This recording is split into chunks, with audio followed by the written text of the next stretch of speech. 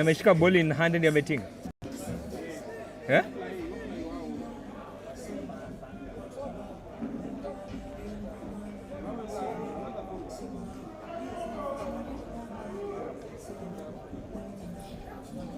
Mic check, mic check.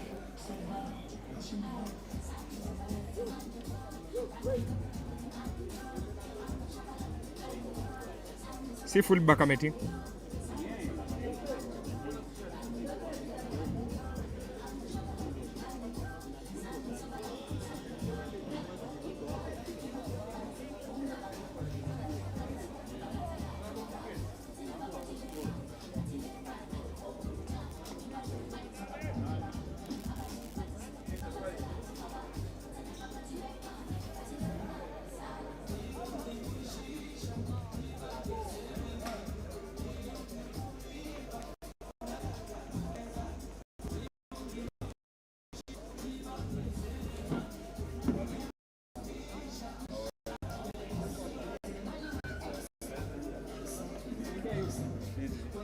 Eh?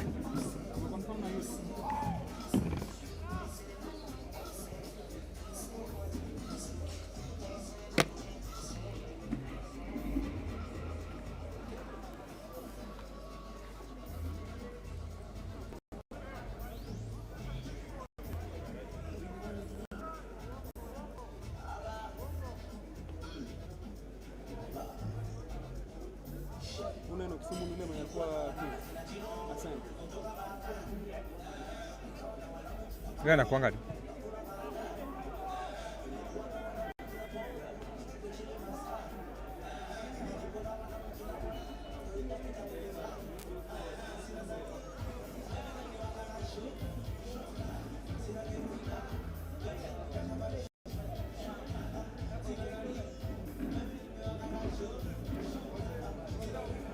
Mic check, mic check.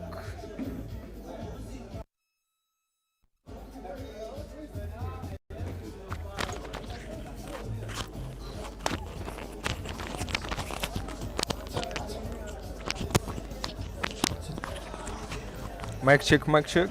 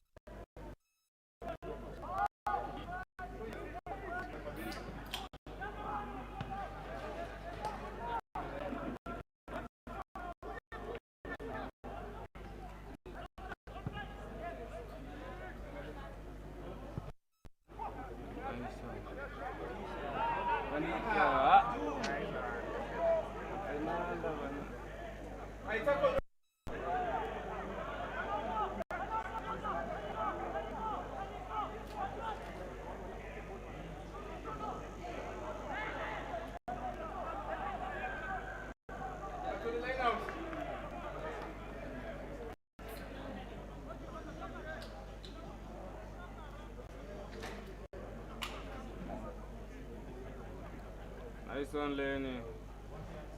Hapo tu.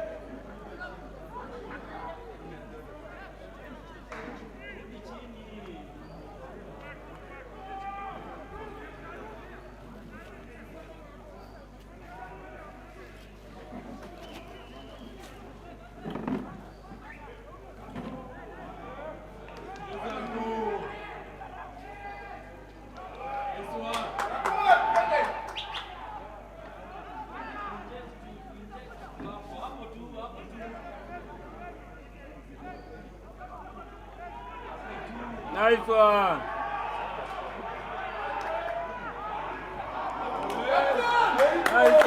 Mic check. Kisumu RFC dive over for a try. They managed to pull back.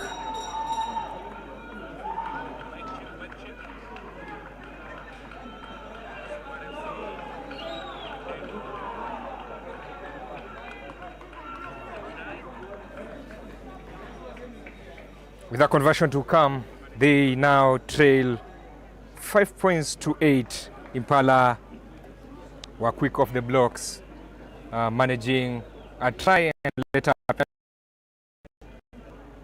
now a chance to pull to trim the gap to just 1 point should they score this conversion.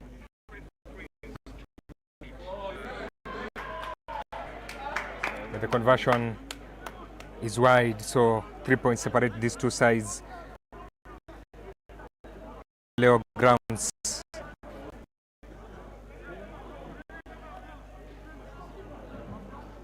Remember, we are already at match day 6.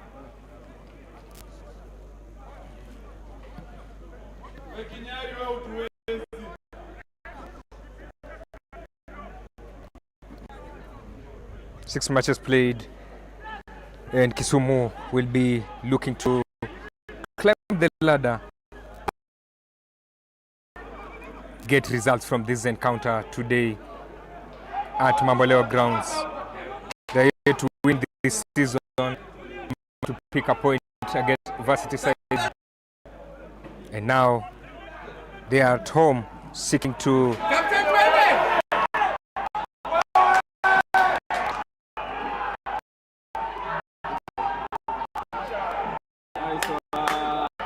turn around the result.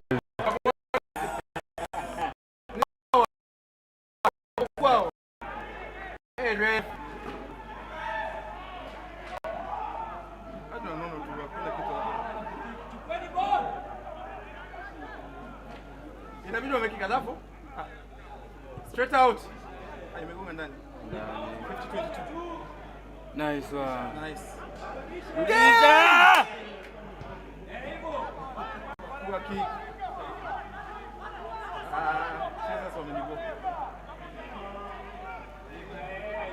Turnover good. Turnover good. Turnover good point. 20 line out. Pick a mode. Funge.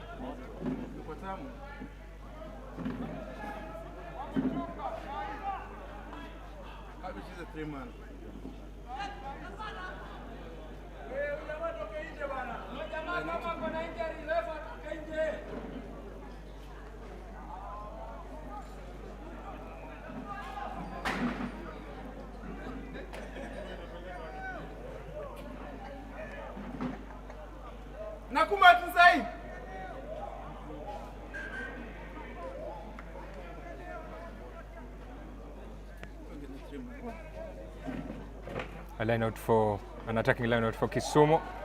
Well taken.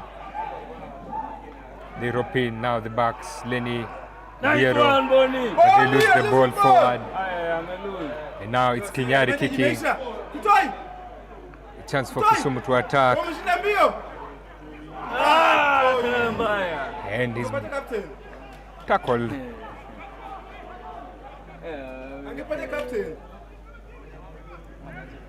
Kisumu RFC trailing by 3 points here.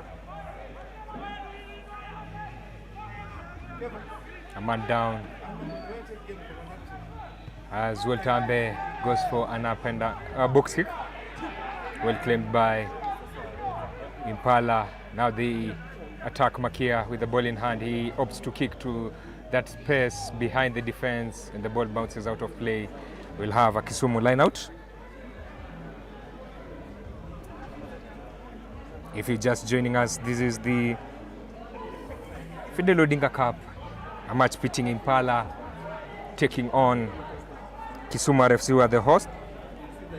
They are using this match.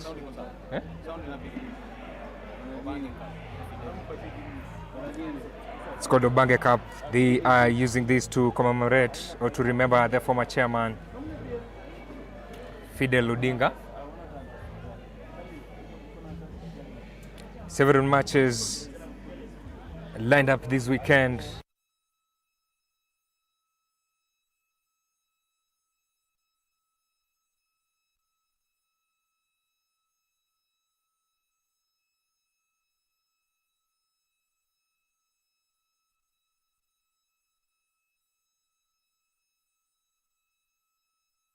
Okay, toke ball, toke.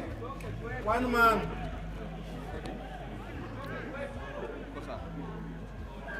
Offside, umempata. I'll be giving you the updates as we move on what is happening across the country.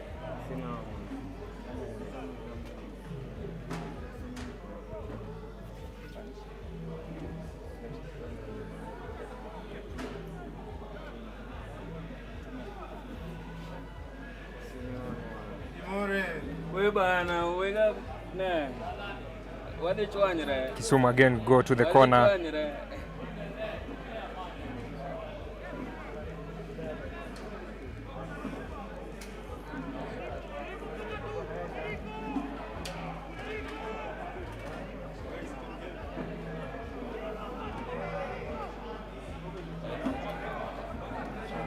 They claim the ball. Kisumu RFC.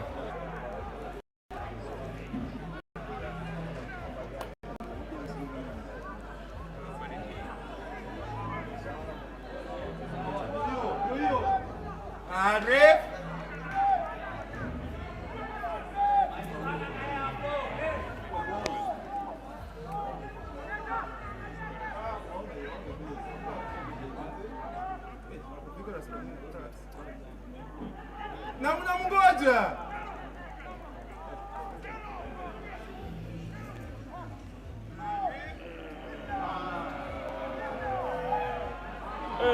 Adunge hapo umetutori.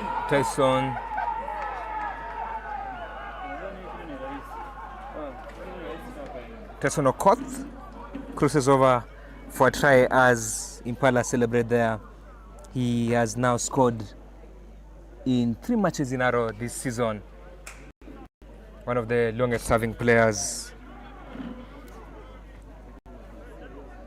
at Impala, as the conversion changes the scores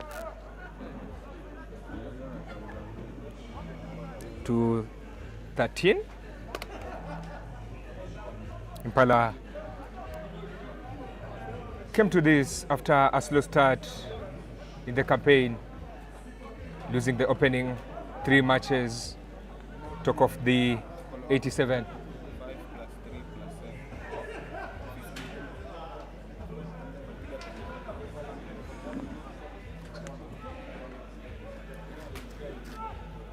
87-5 loss to KCB, followed by 97-5 loss to Menengai Oilers, and later a 123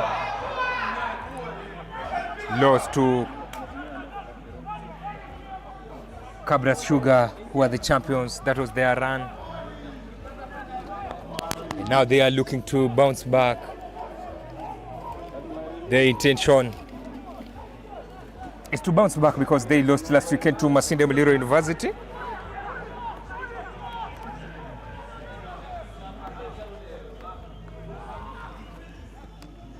That is their run. Their only win coming against University side. Daystar University. For the host Kisumu RFC, they are also looking to overturn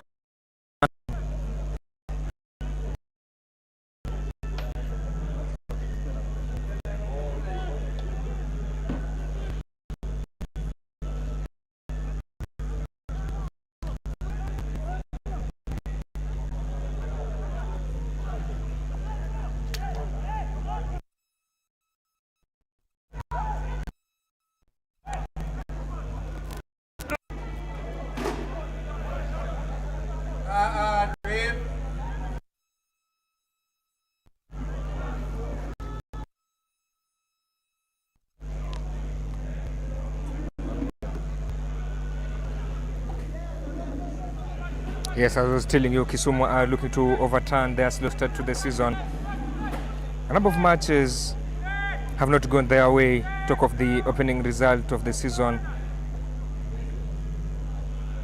where they had an away trip to Nondis, losing 32-12. They later took on KCB here, giving a good account of themselves, but conceded 40 points.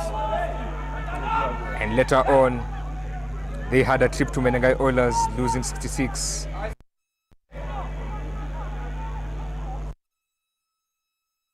Now they have taken on champions Cabras Sugar. And now they are in what we can call their manageable fixtures of the campaign.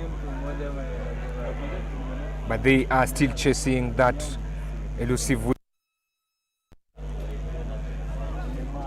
Give us your thoughts on this match. Who do you think wins? Let us know on the comment section. You can also let us know where you are watching this from, and invite your friends to like, subscribe, share, and also enjoy this encounter.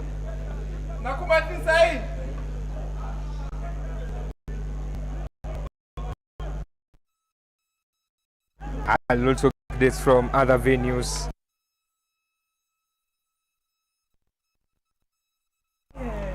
Impala 15 points up here at Mamboleo grounds.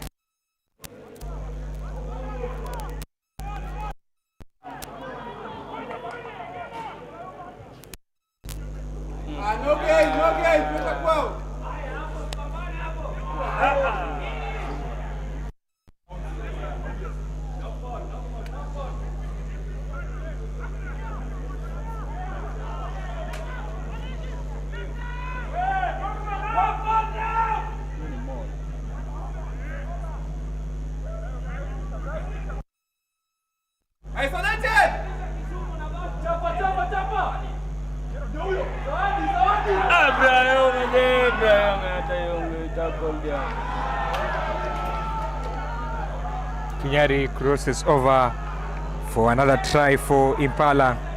They add 5 points to their tally. A start, maybe a dream start for the visitors as they move to 20 points, meaning they just appointing that bonus as Eric Mudama prepares to go for that conversion.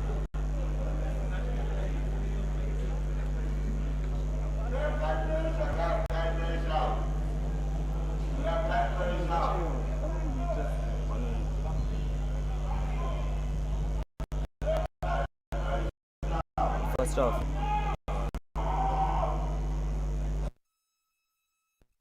About how many minutes?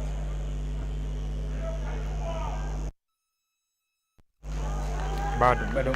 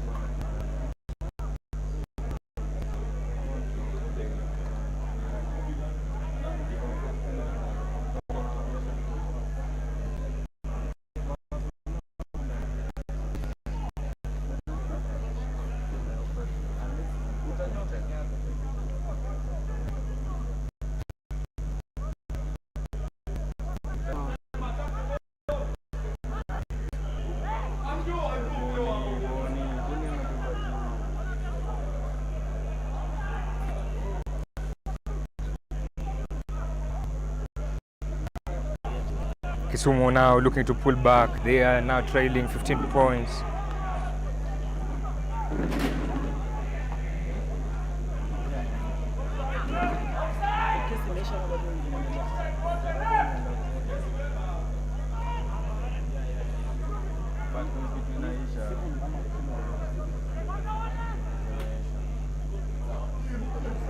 Nice one.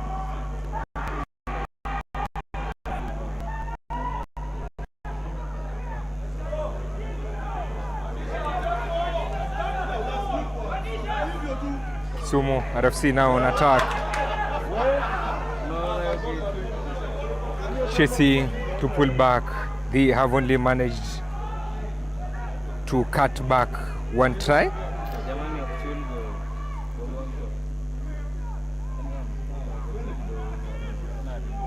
They know they have a mountain to climb,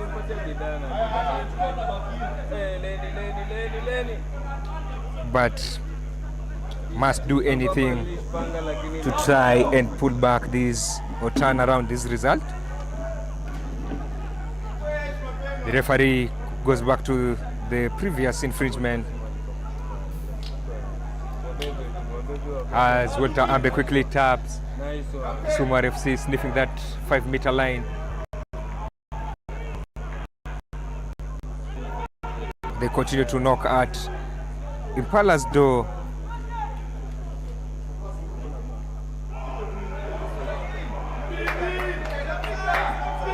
Pick and drives.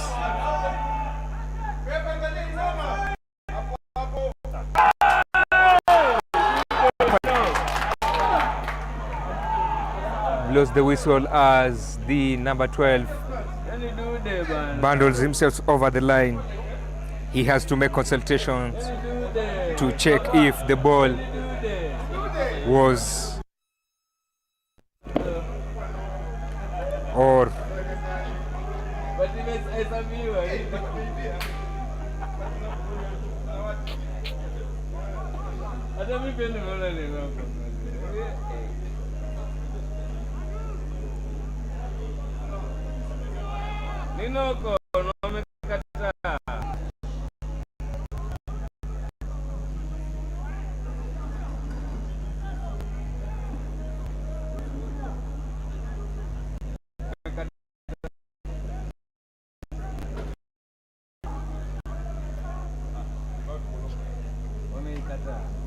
Referee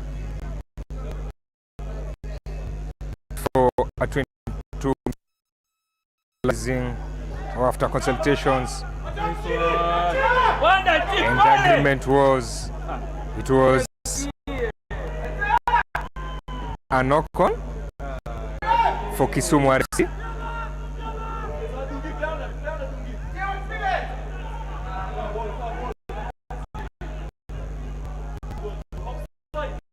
An attack is Kisumu RFC looking to responsibly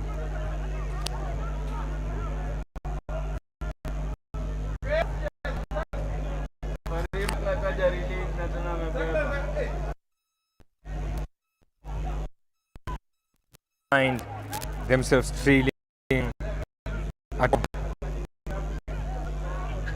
something that they will want to overturn quickly.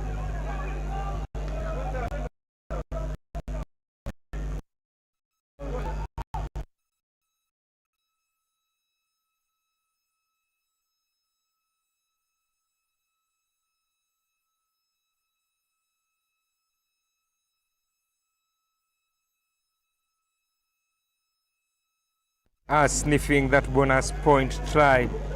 They are just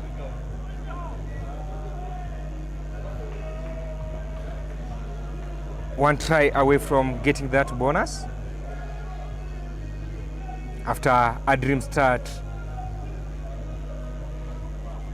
a start that you'll want whenever you have an away match. Apologies for the earlier technical challenges as Kisumu RFC have a line break there. Walter Ambe fed in, he cuts inside, wanted to offload, no one was there to be offloaded to.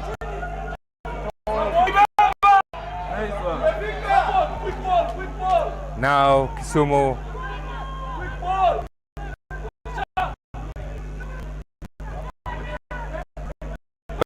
Walter Ambe with the ball, plays in the man in jersey 23, Kisumu in attack. They get a penalty.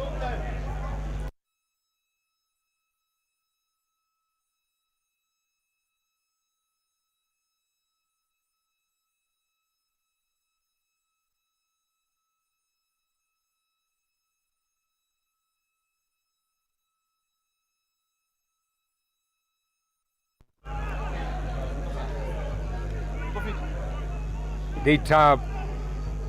Bidenhayo dives over to pull back for the man in white. He moved to 10 points.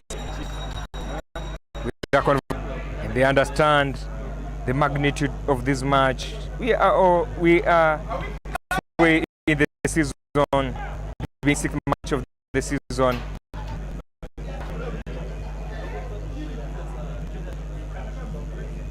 And matches like these really matter as well. Walter Ambe got that conversion attempt.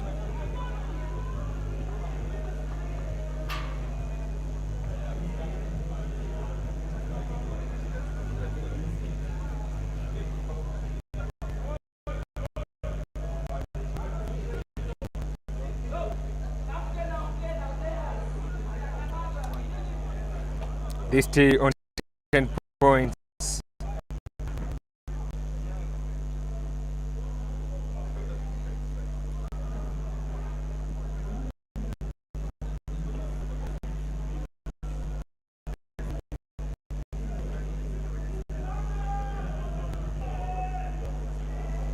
Ezra. Buda no podo kwa wana nakenda saka.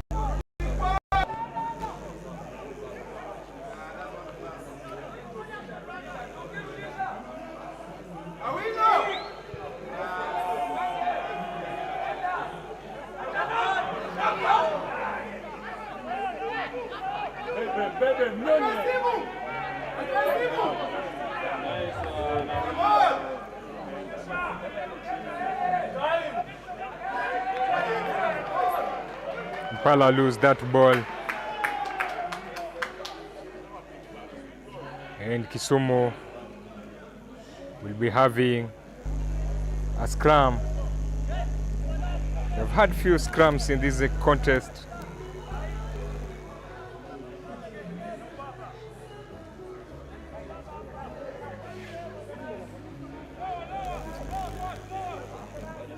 Few scrums have been evident in this match.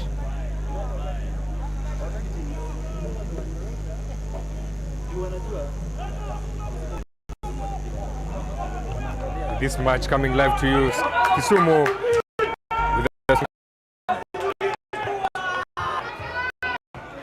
The referee calls back to the mark. They had lost that ball.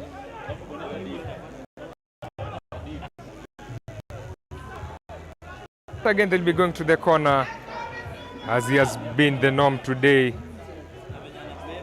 Lendrick punting the ball out.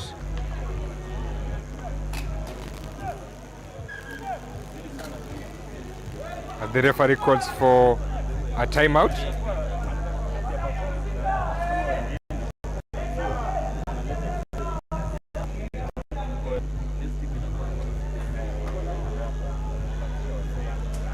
Kisumu's line out. They have had proper line out today, and that's why they are choosing the corners whenever they have the chance. This time round, it seems the commentator discuss.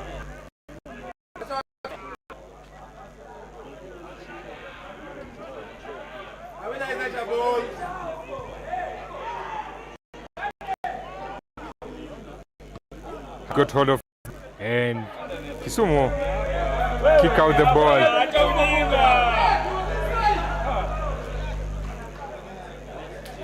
And it will be a line out for Impala.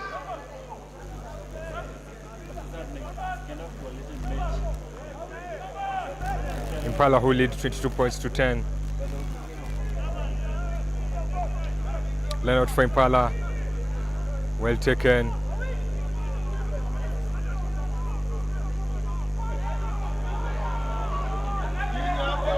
They lose several meters behind. Ball is loose. A collision, proper collision there.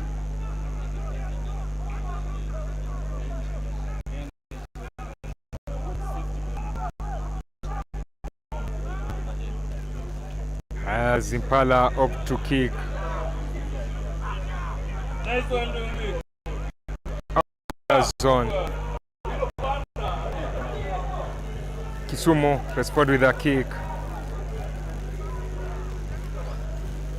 and he decides to punt it back. Kisumu now attacking through their open side winger, who beats his markers on the outside, gains meters, goes down. They are almost there. The man in number 12 with a big carry. Kisumu RFC with a long pass. Attempted intercept, but the referee had already spotted that one,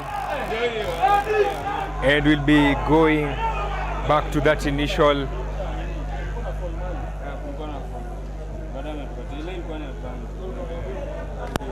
infringement. If you're just joining us, remember to like, subscribe, share, and comment. Also invite your friends to also enjoy this match alongside you. This is Scrummage Africa, coming live to you from Mambolewa grounds, home to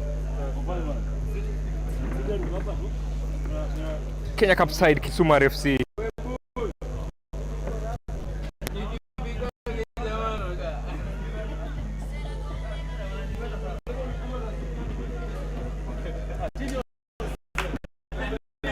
A scrum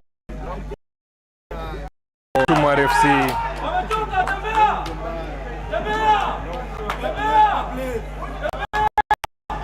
They are trying to power from the scrum. Watambe, well taken.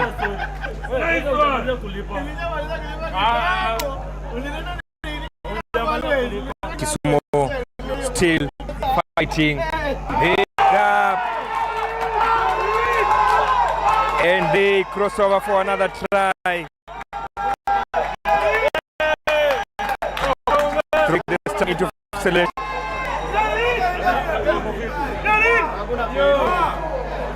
This is a respond conceding, and Kisumu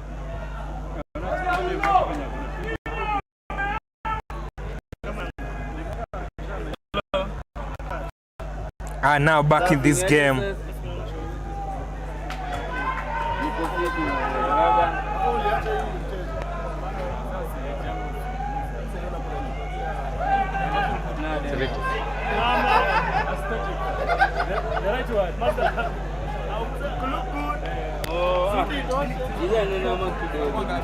They scored the stroke of halftime, and now they move to 17 points. This being the halftime break. What a contest! What a match! What a thriller! Second half coming up soon.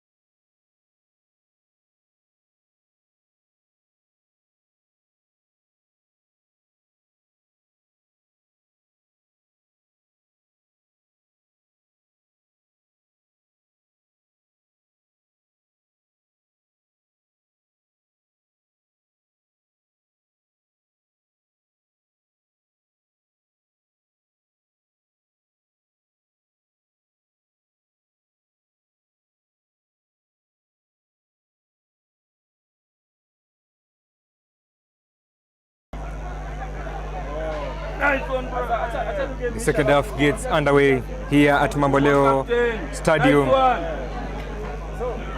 Ready.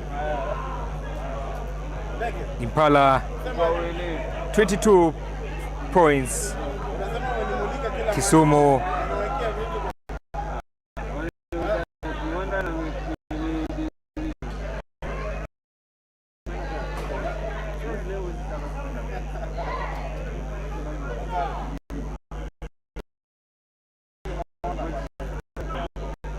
have 17, and that was the score before halftime. Kisumu obvious grabbing a try before the halftime break. That has been the norm in the match we have brought live on Scrummage TV. Yes, Kisumu have always been able to score just before the halftime break. Nice one, please. Now they seek to exit their own zone.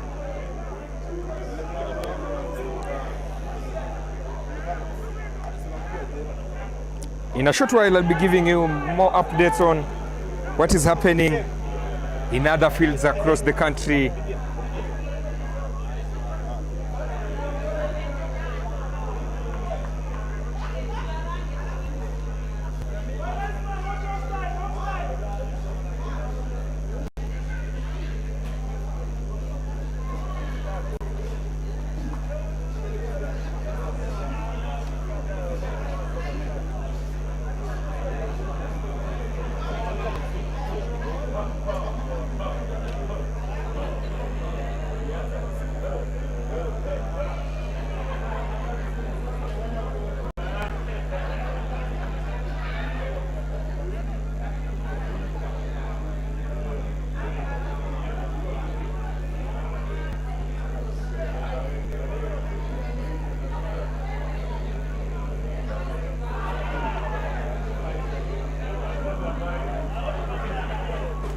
Kisumu had the ball, but the referee called it back.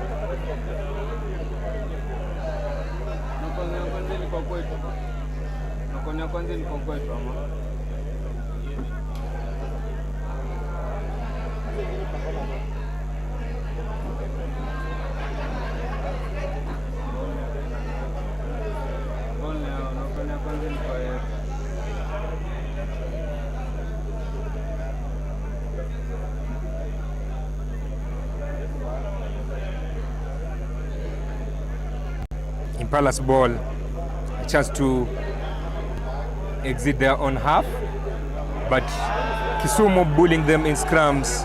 This was a different case last weekend when they faced Masinde Muliro University. They managed to bully the students in scrums, but today it's a different case. Kisumu coming to this seeking redemption.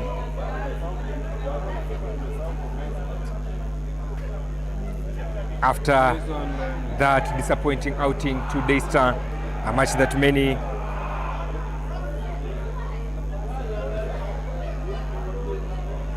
hoped that it would have gone Kisumu's way.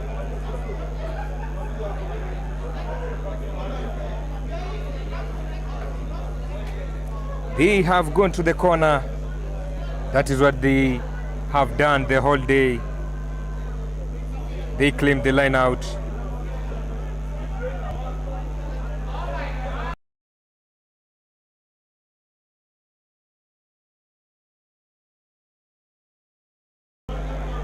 Kisumu gaining meters. They get a big carry there, approaching the try line.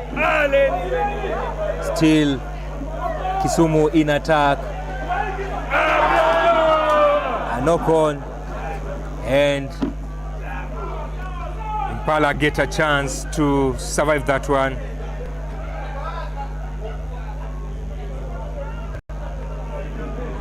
Remember, this match is coming live to you via Scrummage Africa TV, as it has been the norm this season. This is the third home match for Kisumu RFC, which we are bringing live to you.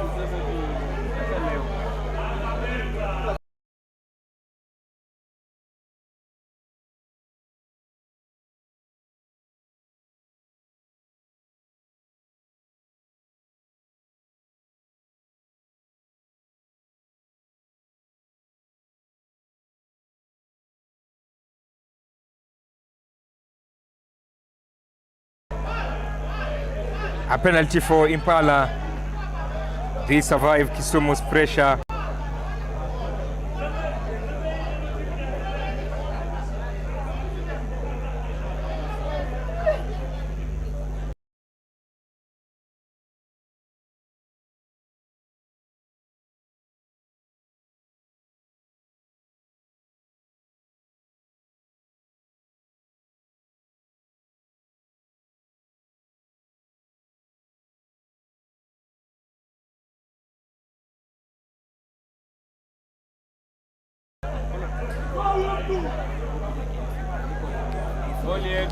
Nice one! Kisumu RFC with the line break.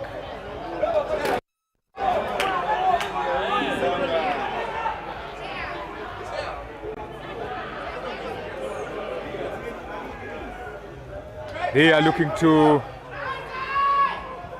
gain or grab another try. They go to the outside and they manage to ground it as the referee calls in the assistant referee to do some consultations.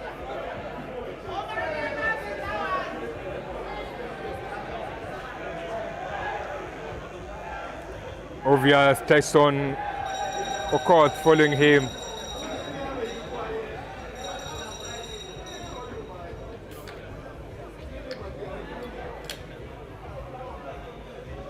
Looking to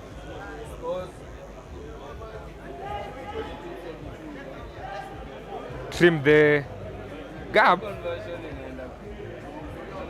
but the captains are called in fast.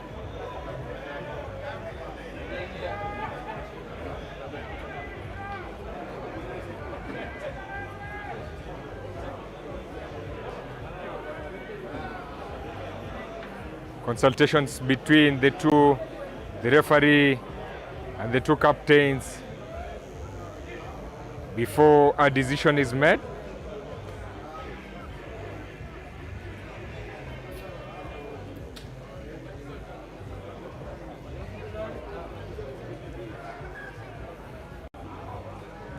The try is ruled out.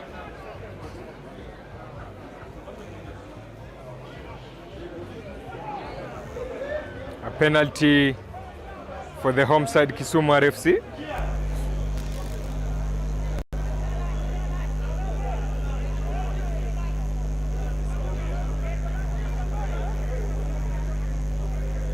As the scrum half instructs, the fly have to kick at the corner.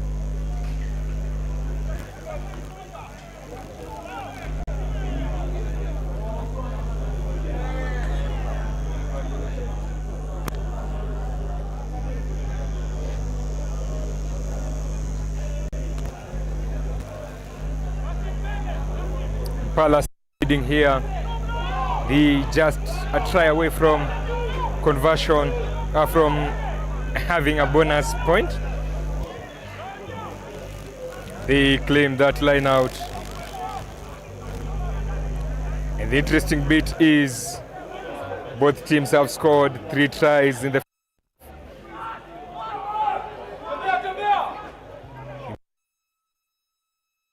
a penalty and the 1 conversion. No, they got 2 conversions right. For Kisumu, only 1 conversion has been right, and they get a turnover. That is Hamza, recently signed from Cabras Rugby.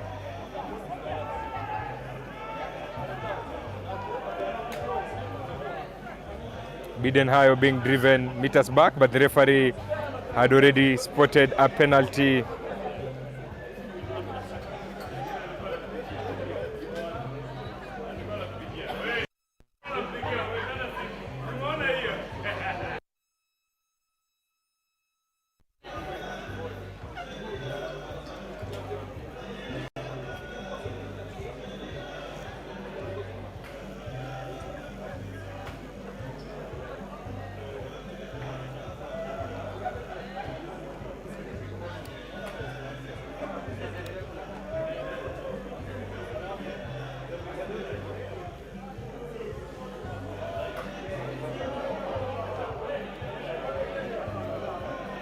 Line out for Kisumu.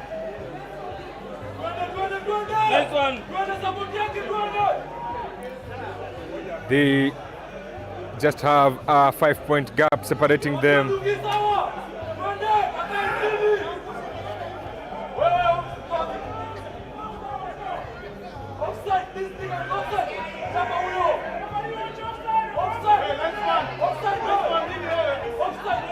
Lenny Obiero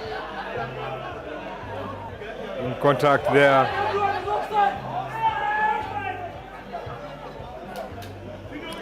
Kisumu RFC crossing that 10-meter line mark as Impala win a penalty.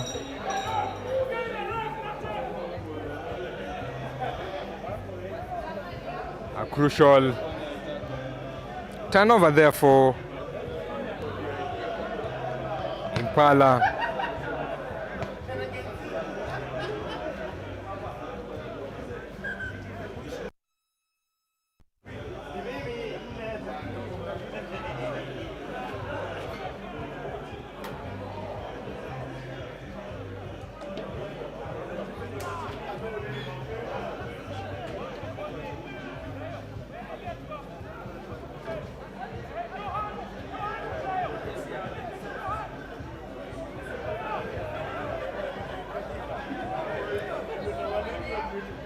Referee blows the whistle and we will have a retake.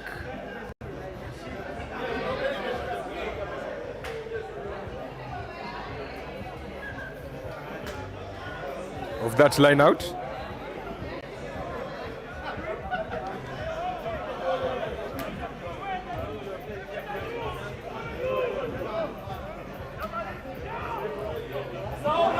Well stolen by Brian Okumo. Now Kisumu have an attacking chance. They play it back to find Lenny Obiero, who plays in the backs. Just to give you updates of other results that have been played today, as Kisumu get another penalty and choose to go to the corner.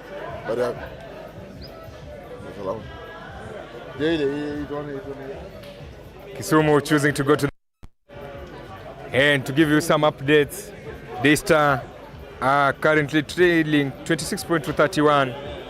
Black Blood trailing 40 points to 3. Kenya Harlequins leading 14 points to 12 against Menengai Oilers. And Kabras Sugar are 40 points up against 3 in their match against Nakuru RFC. The last two matches, Kenya Harlequin have meant business. They are proving that they are no longer pushovers. Many people never expected them maybe to have such a battle, but they have stretched title contenders. Talk of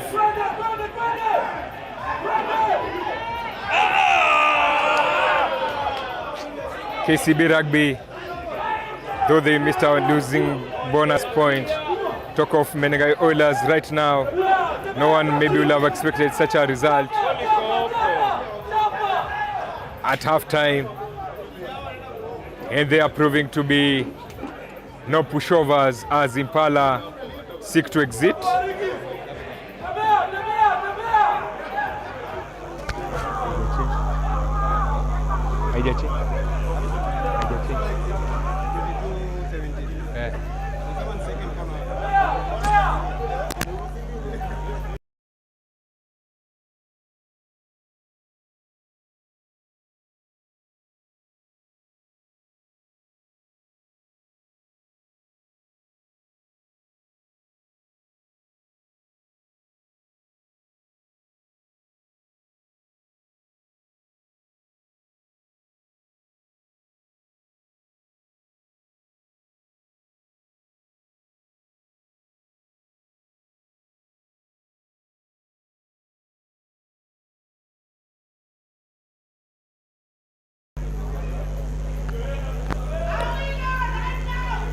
Yes, as I said, interesting results across the country.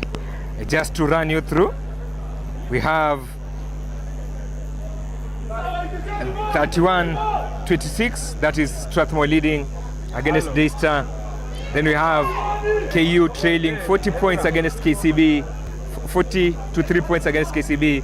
Kenya Harlequin leading 14-12 against Menengai Oilers, and Cabras are leading 40 points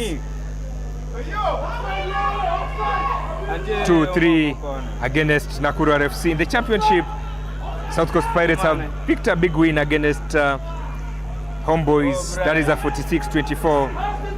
Mwamba leading 5 points in a match that is 10-15 against Mean Machine, while JKUAT have beaten Catholic Monks to stay unbeaten. So, interesting result today. Remember to like, subscribe, share, and invite friends.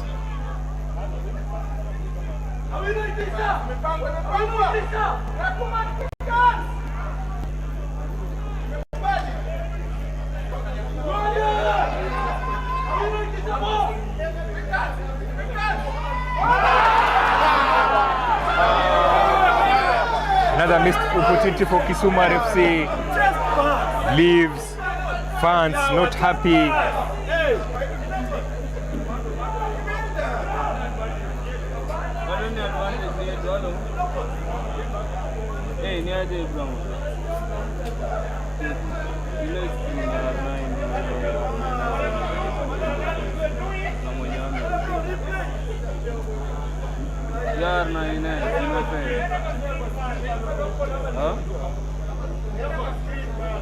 Super ndio Ezra kona hapo.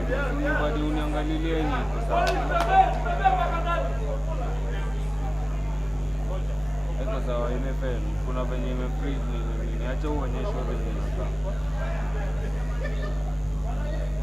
inakaa.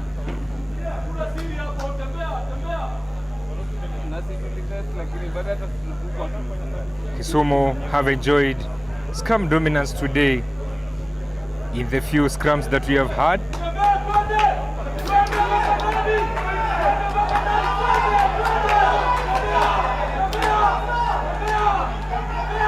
And now they are looking to get a result from that powerful scrum. Looking to go under the post.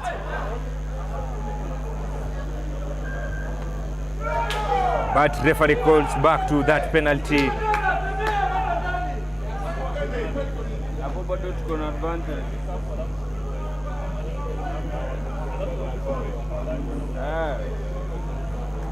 They go back to the scrum, which they have done well today.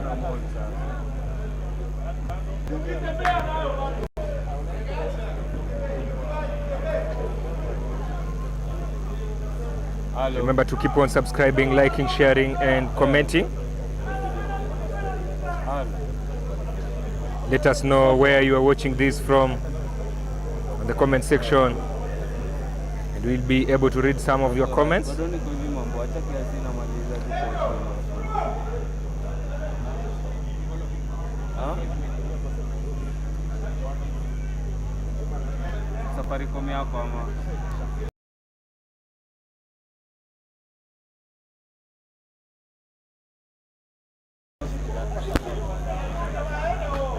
Bado niko game na unasikia 17.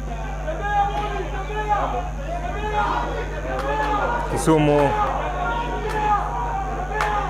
Impala wana lead. Daniel Bero goes under the post for a try for Kisumu. And Kisumu for the first time leading this match. They have worked hard for that try. Several attempts have not gone their way, but now they tie the scores with a conversion to come. That is Walter Ambe dancing, was putting a gap through the defense, slicing through to score that try. And now they have tied the scores. Conversion is good. And Kisumu now have a bonus in this, having scored 4 tries. 25-22. 24-22. And they have been able to add the extras. They have a bonus. They need to now hold on this, making several substitutions.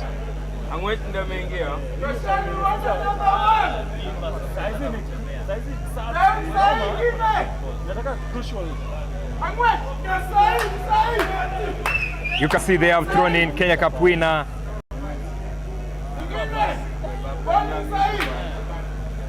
Dan Angwech, who joined from Kenya Cup side Kabras Sugar, Kenya Cup champions Kabras Sugar. They have several names who came on loan, and now we paid Buana. They have proper experience, which they'll be looking at, hoping it will be able to help them turn around their fortunes. Right now, only 1 point, but should they hold on this and win this, they'll be picking a winning bonus here, having already crossed the try line 4 times and only getting 2 conversions.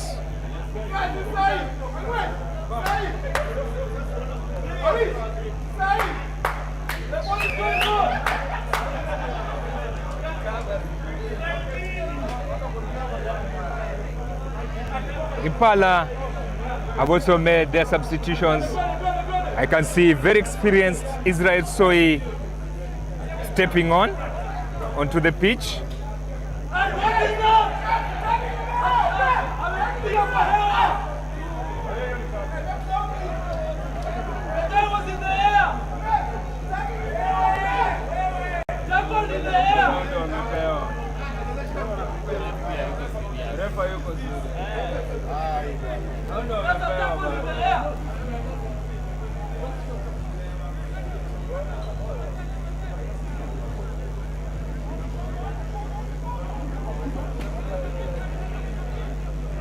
An attacking scrum for Kisumu RFC, for Impala. Kisumu really worked hard from the halftime break. Several chances did not go their way due to maybe missed passes, but they finally broke that deadlock. And now they have to defend that 2-point gap or add more points.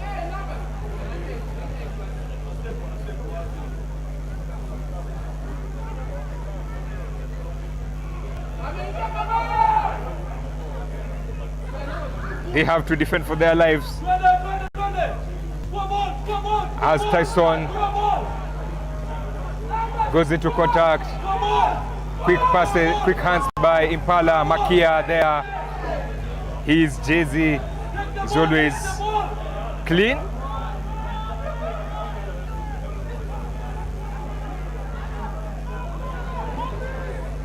One of the experienced players, that is Okoth, with a backing pass.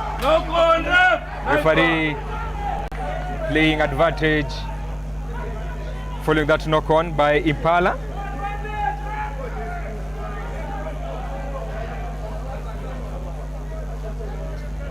And we go back to that infringement.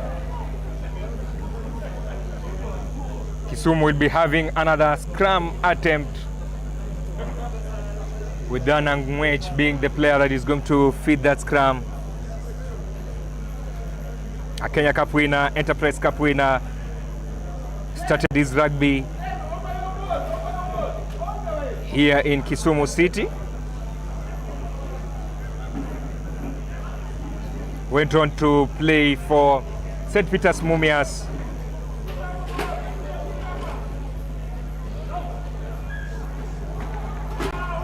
As Kisumu, as Impala get that free kick. I was telling you about Dan Angwech. He's one of the players that won the East African title with St. Peter's when it was held in Nakuru. That should be around 2016, 2017. And that is how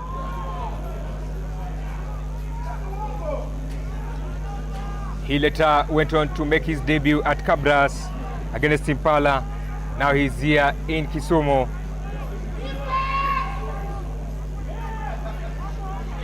Impala chasing that bonus point try. They know they have also scored 3 tries. They need an extra one to have an extra point and maybe chase to win the match. They are driven few meters behind. The scrum half with a dummy. They lose the ball in contact. And the referee awards a penalty to them.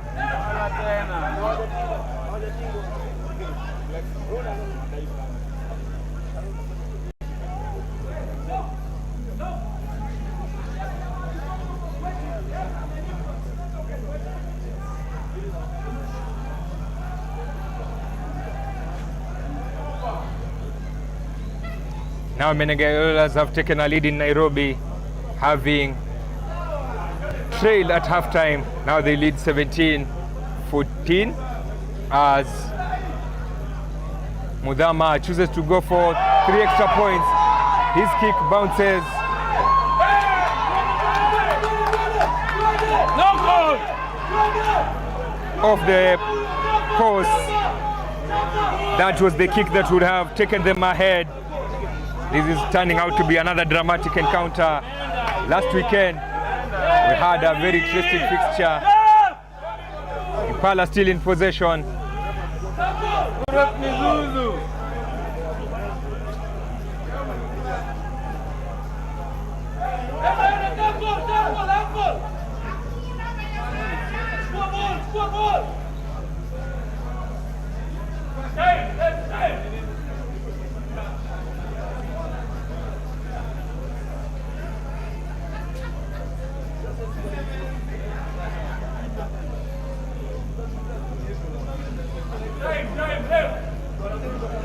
Remember to let us know where you're watching this from.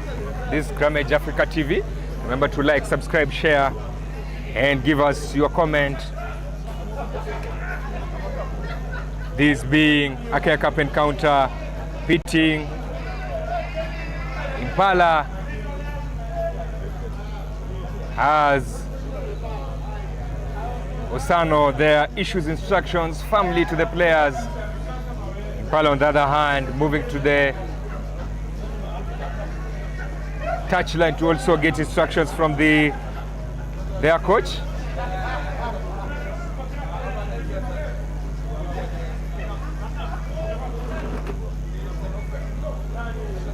I told you Israel Soi is already on the pitch, one of the experienced players here. He has played for Homeboys, Impala. He's back here at Impala, having also featured for Homeboys. On the other hand, Cabras have crossed the 50-point mark. Derek Ashund, who came back to the starting squad, being the player who scores the try that saw them cross the 50-point mark.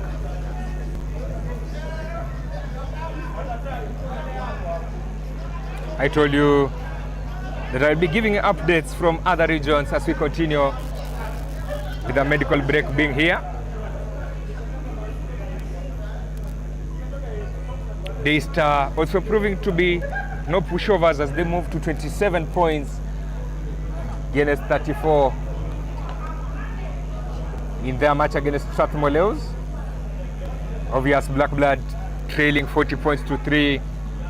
Menengai Oilers now leading 17 points to 14. And we have Cabras leading 50 points to 3 in Nakuru as we approach that 60-point mark. 40 points to 3 against Black Blood.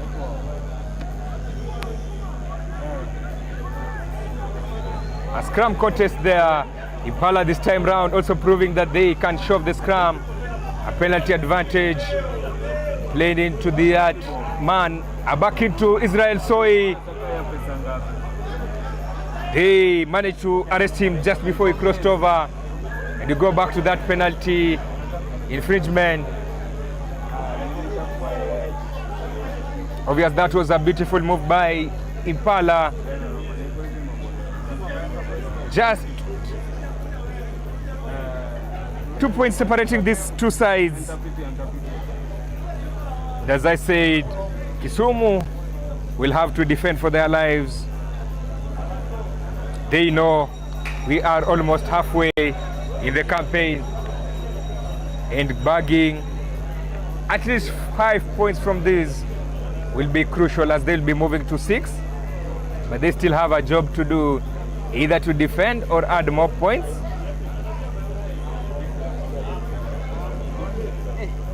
As we get another medical break.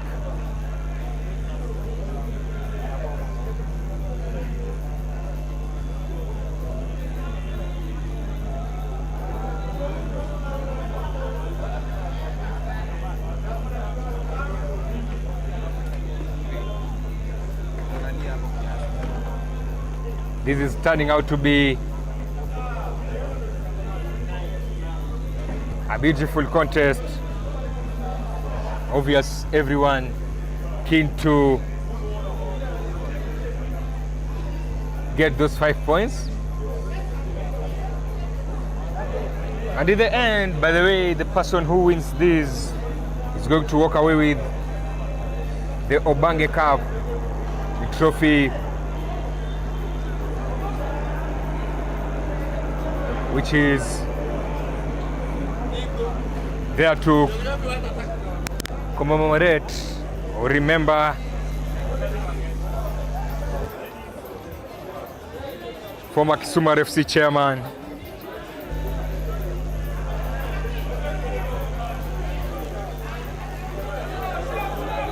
call him Fidel Odinga. Last year, Kisumu again started the year with the Obange Cup, beating South Coast Pirates to retain this trophy, or to win the trophy, which has been put in place to remember their former chairman. Impala chasing for that try, that fourth try. They decide to go wide. They knocked it on. What a time to knock it on.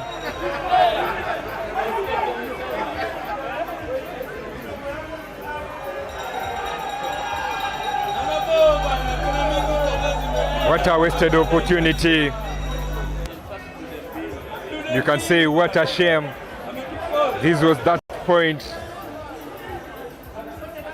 where maybe should they have held on possession. Maybe, they say maybe they will have been able to pull something from that. They are just 2 points behind. Holding on to possession would have meant maybe moving to 27 points, turning it maybe to a seesaw contest later on, as the 8th man goes for that 8th man pick to set the platform.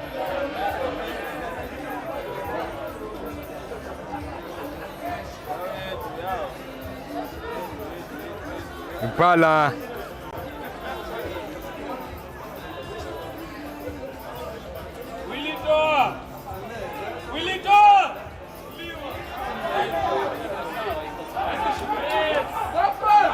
Makia fields that ball.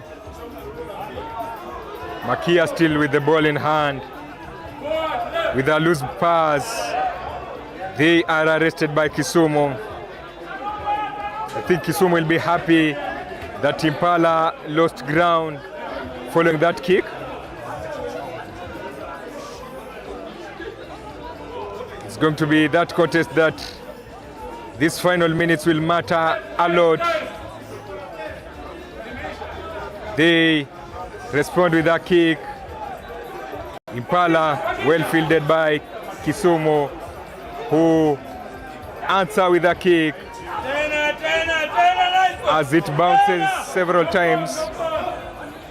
They go for a kick, well claimed by Kisumu RFC, and They'll rule that kick. Should Kisumu score of it?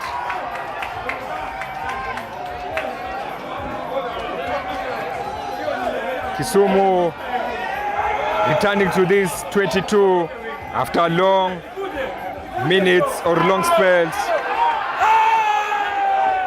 Obiero, advantage for Kisumu. Referee still playing that advantage.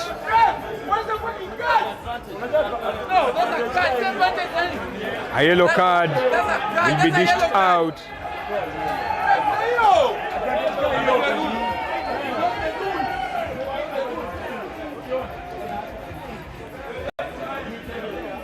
A yellow card for Kisumu. For Impala, I mean. Impala down to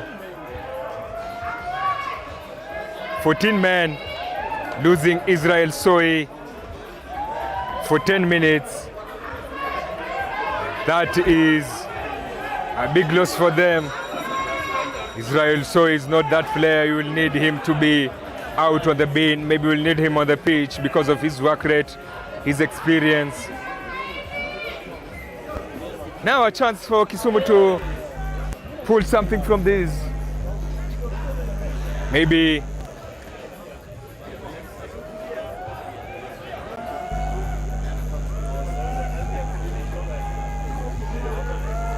go for a powerful scrum as the 8th man goes for that 8th man pick. They know they have an extra man on the outside.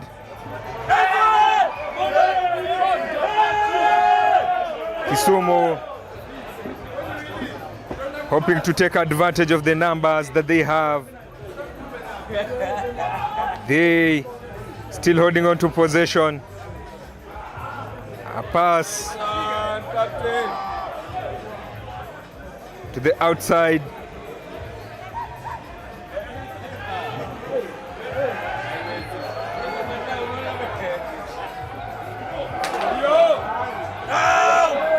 Nice offloads there. More numbers. Kisumu approaching that line. They have extra men. They have the ball. An easy try for Kisumu RFC. They now open the gap to 29 points with a conversion to come here at Mamboleo.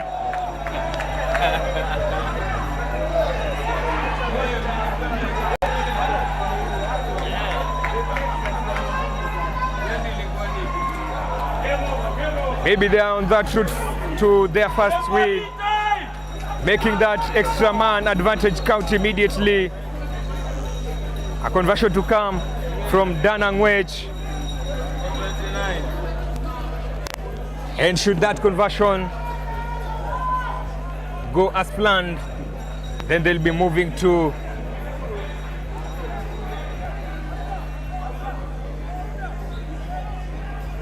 they are being informed that only 10 minutes to go. The conversion is wide, but Kisumu now at least have breathing space,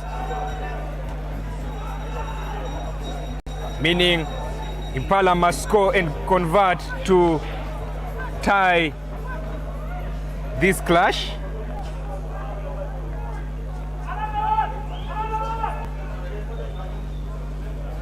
Give us your thoughts in the comment section.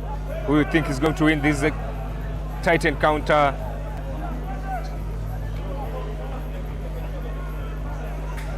As they prepare for the restart, Kenya Harlequin have tied the scores at 17-17 in Nairobi. They mean business today.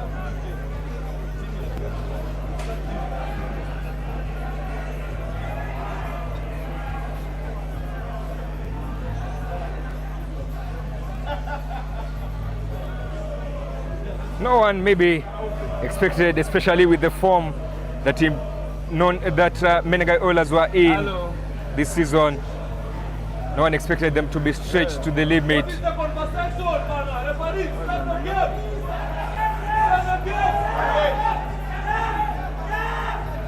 Rada.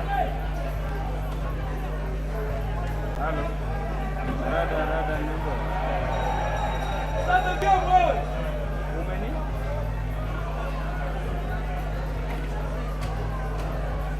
Nani? What is the conversation? Wamemwaga. Tyson Okoth, several questions there.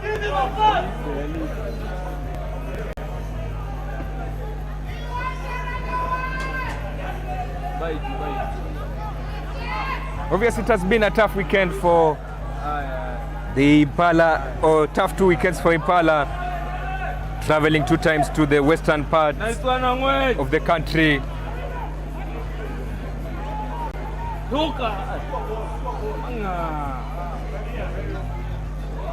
Nice one, really.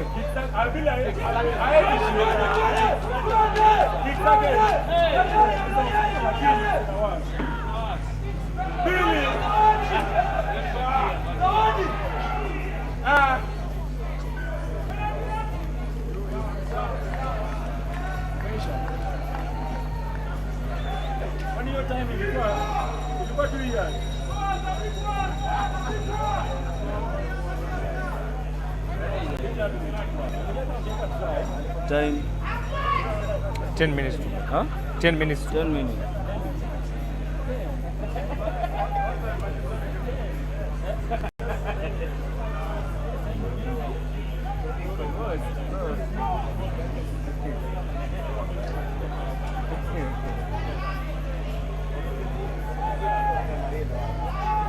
Scrum for Impala.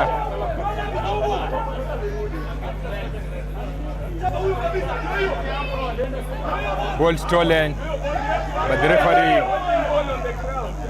spots an infringement, awards Impala a penalty. They will also be going to the corner.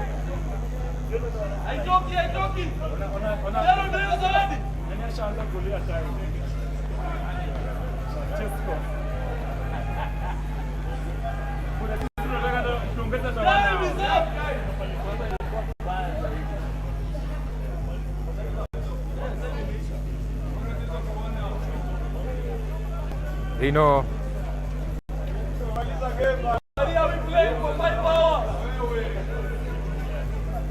how crucial this match is for both sides.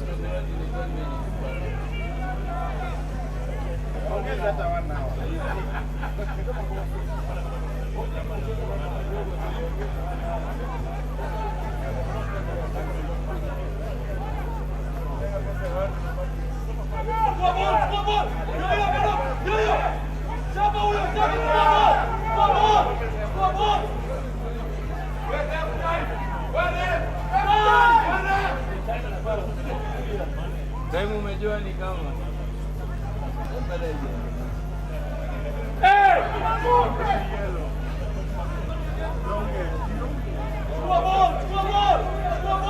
advantage for Impala as they gain meters, closing in on that 22-meter line. They are forced to travel meters back, but that is Tyson Okoth facing Hamza. Referee goes back to the previous infringement.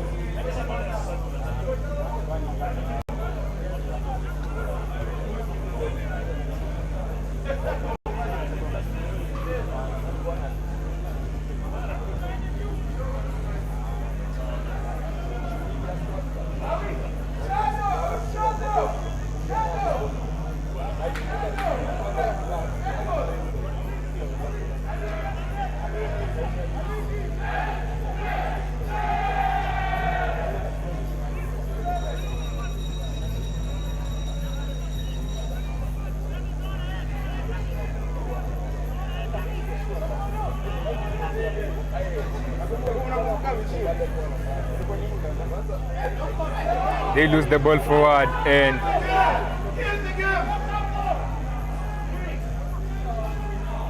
Kisumu ran it from their own 22.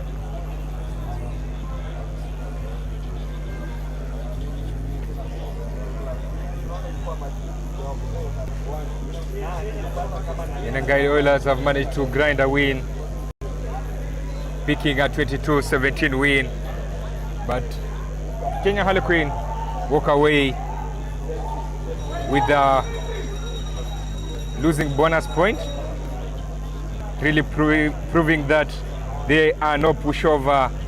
Another interesting result, Strathmore Leos and Daystar are tied at 34-34 in the dying minutes of that contest, meaning should it stay this way, we might have the first ever, not the first ever, but the first draw of this campaign.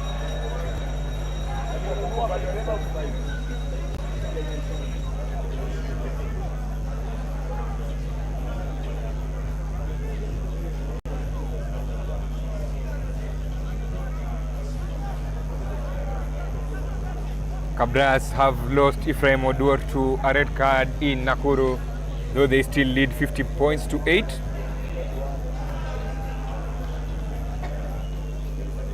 As Impala look to chase the game here, they started impressively. The second half has not been so good for them in terms of scores. Israel Soy is back on the pitch, having completed his 10 minutes on the bin. We go back to that initial infringement.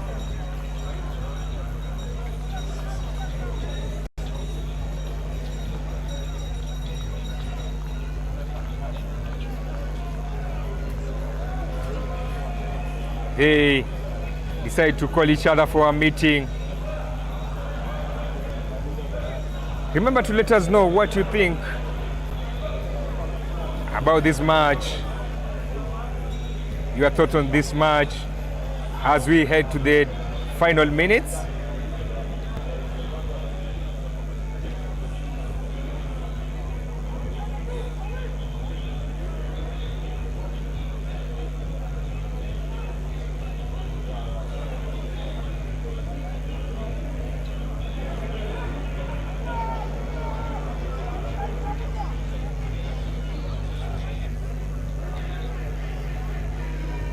A line out for Impala on that 22-meter line mark. Kisumu have had proper steals this season from lineouts as their ball is booted out of their 22. Well claimed by the Impala's back three. Makia with the ball in hand. Sadami tries to find Israel Soy. The referee calls for a knock-on. And they are calling for another yellow card for Israel Soy. And you know, should he get the second yellow, he will be given matching orders. So they were protesting that he kicked the ball away.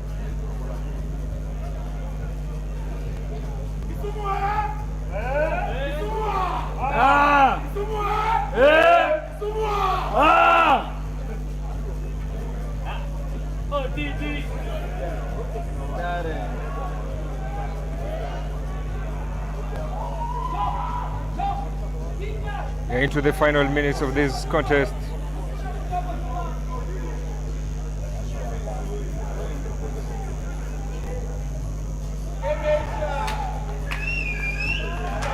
The referee blows the whistle, and Kisumu RFC managed to pick their first win of the season. They now move to 6 points on the Kenya Cup log. Impala haven't scored 4 tries, so they will be missing that losing bonus because the gap. No, they get the losing bonus because they have gotten to a gap of 7 points.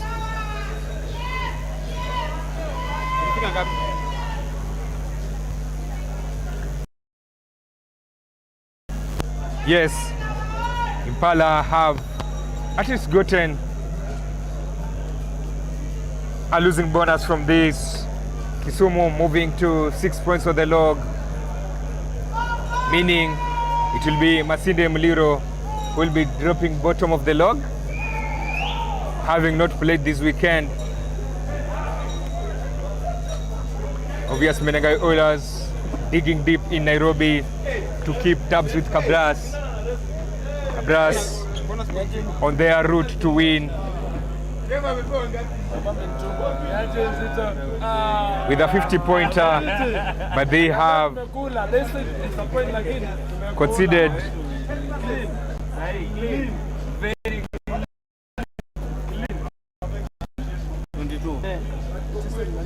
They have